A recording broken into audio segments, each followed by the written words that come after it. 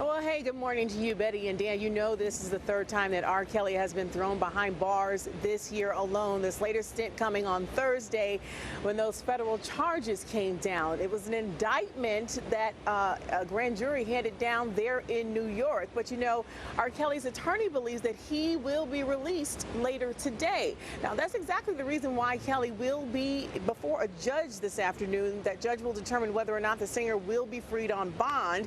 Federal prosecutors have already filed a motion requesting to keep Kelly behind bars, saying the singer is a flight risk and a threat to the community.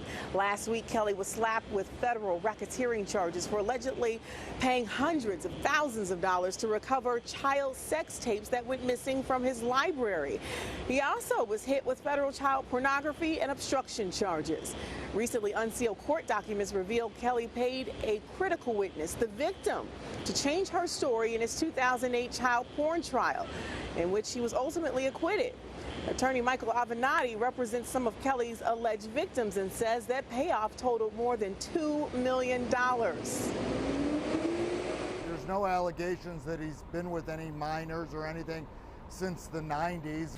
I'd be very, very surprised if Mr. Kelly ever sees the light of day again outside of federal custody at this point in his life. So Avenatti was here in Chicago yesterday saying that he was given 2 of those missing sex tapes from the 90s featuring Kelly and underage girls.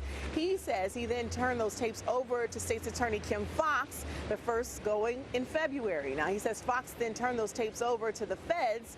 Avenatti says there are more, or at least 14 victims, mostly from Chicago. Now, keep in mind, R. Kelly is still facing those criminal sexual abuse charges filed Chicago earlier this year. He's also had an ongoing battle with his ex-wife over child support monies. Now, Kelly will appear before a federal judge later on this afternoon at 1 o'clock Central Time. Reporting live from the Dirksen Federal Building here in Chicago, Courtney Gooseman, Pix 11 News. Courtney, thank you for the update out there. And then after all that, he's going to be extradited here to New York City as well for charges here in New York.